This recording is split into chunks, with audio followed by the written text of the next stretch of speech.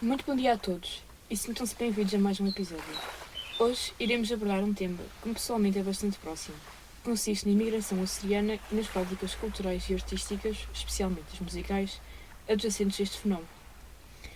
Para abordar este tema, basear-me-ei no artigo com o nome de Viola da Terra, símbolo da cultura e na imigração açoriana, da autoria da investigadora Andreia Lemos. Este artigo é dividido em dois grandes planos, pelo que no primeiro, Andreia Lemos enquadra a migração dos Açores, descrevendo o fenómeno social, assim como todas as suas motivações e consequências. O segundo plano, tal como o próprio nome do artigo indica, irá incidir sobre os símbolos e manifestações artísticas que contribuíram para a formatação da identidade açoriana em plano internacional, abordando especificamente o caso da Viola da Terra.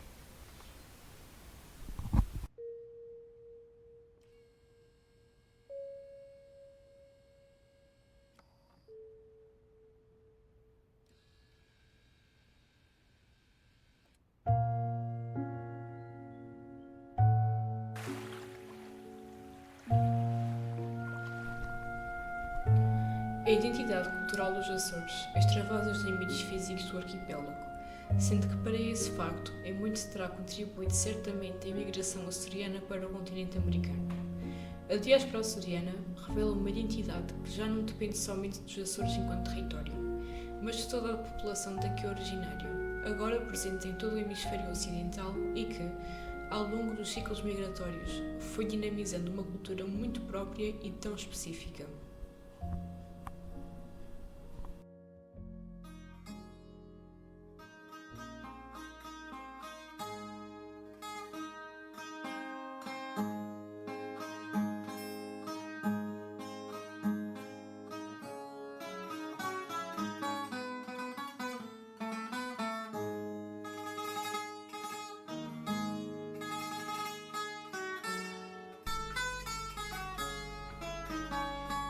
Deste modo, começarei por abordar a primeira parte do artigo, com o título de Enquadramento da Imigração dos Açores.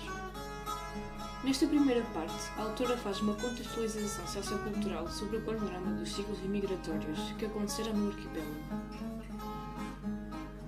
Devido ao seu caráter insular das ilhas, durante muitos anos, antes do desenvolvimento tecnológico e económico que hoje em dia beneficiou todos os ilhéus, os Açores eram portadores de particularidades culturais, económicas e sociais que os distanciavam em muitos fatores do território continental. Fenómenos sociais como a escassez de emprego e de estabelecimentos de ensino e geográficos como a predisposição da região a catástrofes naturais impulsionaram a grandes movimentos migratórios. Deste modo, a imigração foi dividida em três grandes fases, pelo que a divisão do arquipélago também em três grupos ajudou para o fenómeno migratório acontecer em fases.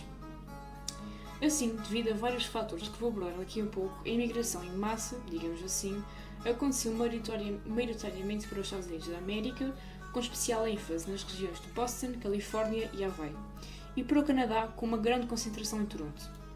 Assim, outra grande especificidade destes fluxos migratórios são o seu caráter intercontinental. No caso dos Estados Unidos, os imigrantes açorianos viajavam na clandestinidade, muitas vezes em cargueiros onde permaneciam durante dias e até mesmo semanas até chegarem ao seu destino, onde se fixavam nas regiões portuárias que procuravam mão de obra barata para os navios da caça à baleia. No caso do Canadá, havia também muita procura de mão de obra, neste caso mais para a execução dos trabalhos campestres. Os três grandes ciclos migratórios caracterizam-se pela imigração clandestina, pelo que na década de 60 este intensifica-se devido às fugas da guerra colonial.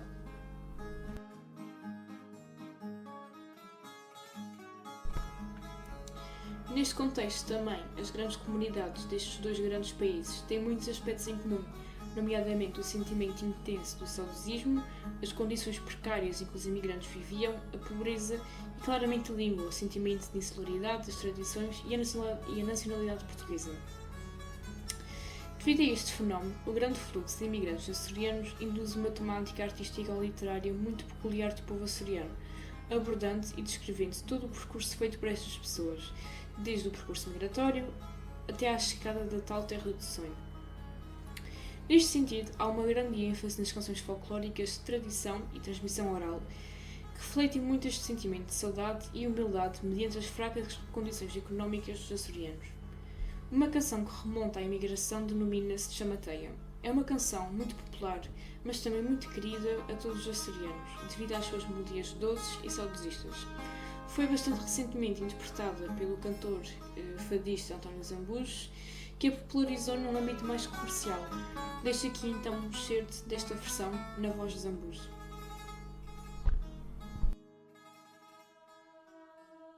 No berço que a ilha encerra, bebo as rimas deste canto.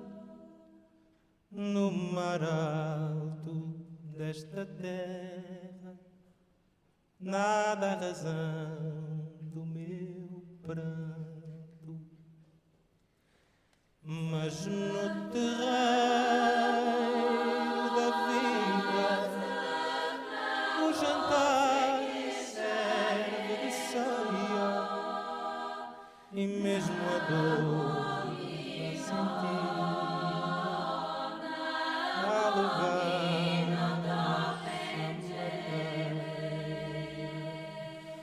oh meu bem, a chamarrita, meu alento vai e vem. Vou abraçar esta dança no sapateia,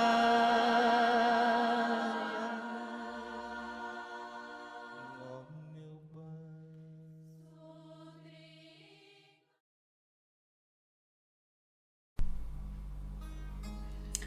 Outra temática também bastante desenvolvida neste âmbito foram as canções de transmissão oral, que descreviam de uma maneira satírica e cômica as viagens dos imigrantes que não se adaptavam ao país estrangeiro e regressavam à sua ilha materna.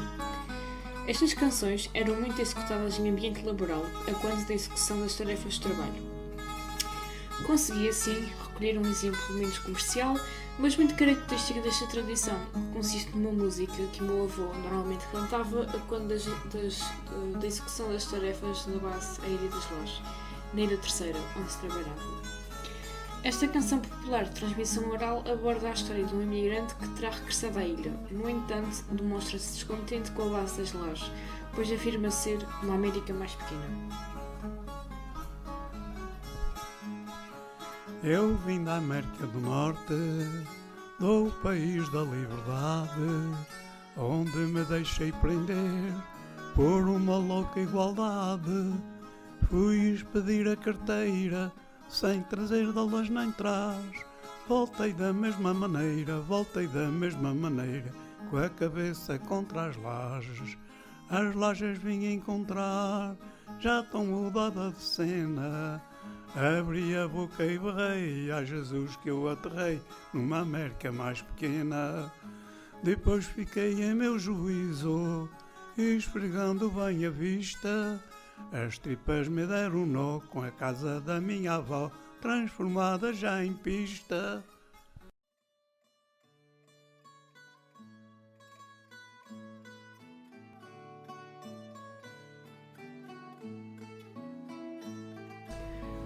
Após então esta primeira parte de contextualização, segue-se agora a segunda parte do artigo de Andreia Lemos, que se intitula de A Viola da Terra na Imigração da Identidade Cultural Açoriana. Nesta segunda parte, a investigadora foca-se no principal objetivo do artigo, que é a descrição simbólica e morfológica da viola da terra. Com a imigração e o desenvolvimento das grandes comunidades açorianas, a identidade e a cultura açoriana adquirem um caráter internacional. Deste modo, e com o intuito de contrariar o isolamento causado pela insularidade, são adotados vários símbolos de modo a manter o sentimento e a cultura açoriana. Os costumes artísticos, que muitos ignoravam e não consideravam sequer ser cultura, assumem agora um papel muito vincado e intergeracional nas distintas diásporas açorianas, que, ainda nos dias de hoje, ocupam um lugar nas efusivas festividades que tomam lugar nas comunidades açorianas nos países de acolhimento. As manifestações culturais no estrangeiro são possivelmente uma tentativa de evitar a ruptura cultural provocada pela imigração, visando assim manter o sentimento de pertença e preservar os conhecimentos de transmissão oral que envolvem eventos artísticos e religiosos. É assim neste contexto que a viola da terra, a tradicional guitarra de 12 cordas, assume um papel simbólico que representa estas práticas culturais, que no seio da comunidade de imigrantes afirma. Este instrumento afirma-se assim como um testemunho físico e fixo sobre as práticas culturais açorianas e da sua diáspora. É na viola da terra que ficam imortalizados os vários ciclos migratórios, assim como as suas crenças e os seus sentimentos.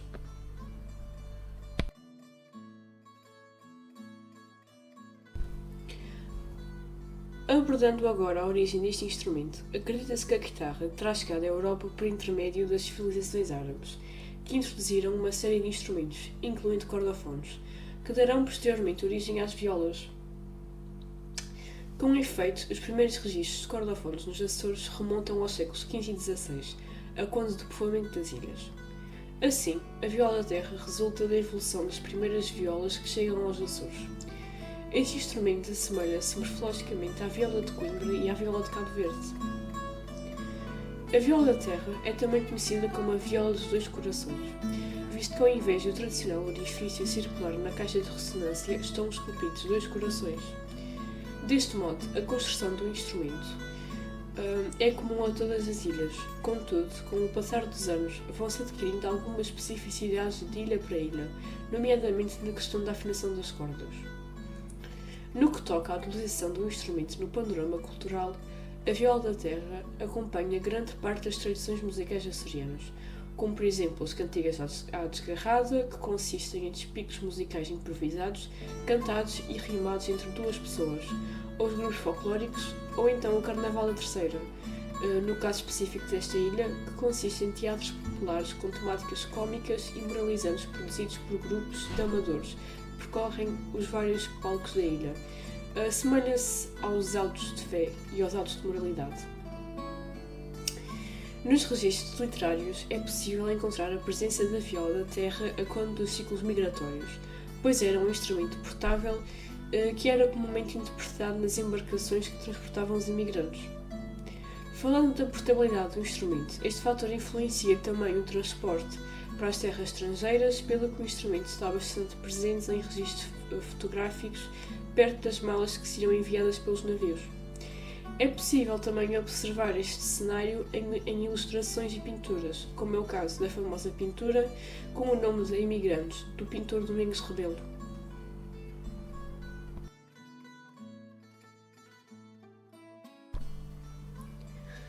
Ora, falando agora das características morfológicas da viola da terra, este instrumento apresenta algumas particularidades bastante simbólicas. Como já mencionei há pouco, ao invés do tradicional orifício circular inserido no tambo superior da caixa acústica, encontram-se dois corações. Estes dois corações simbolizam o coração do imigrante e o coração de quem fica no arquipélago. É de notar que se encontram de costas um para o outro, digamos. Esta disposição simboliza a distância física e emocional entre o imigrante e a sua família e amigos.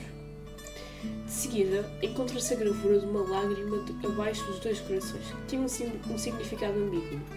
Poderia simbolizar, por um lado, as lágrimas que eram espalhadas por parte dos portadores dos corações acima mencionados, ou então o ouro, que era uma analogia aos ouros dos baralhos de cartas, que simbolizava a busca pela fortuna e por melhores condições financeiras. Unindo a lágrima aos corações está outro símbolo ambivalente, o cordão umbilical ou a coroa do Espírito Santo.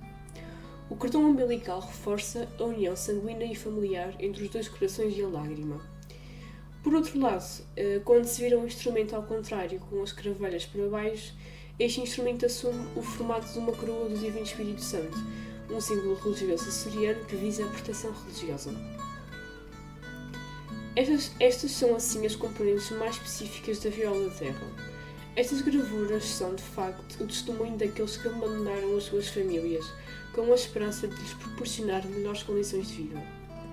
Muitos não regressavam, por diversos motivos, quer por motivos de impossibilidade de viagem ou até mesmo por doença.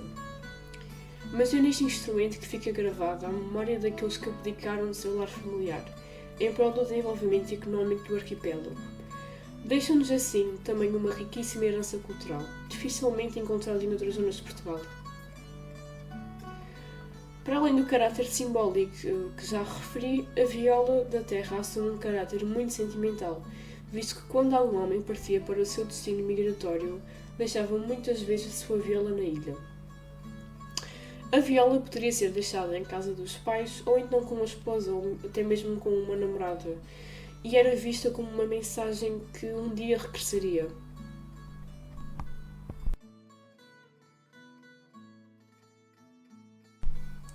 Termino assim o meu podcast.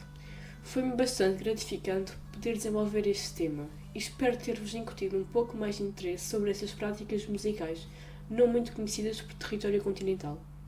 Muito obrigada pela atenção e até à próxima!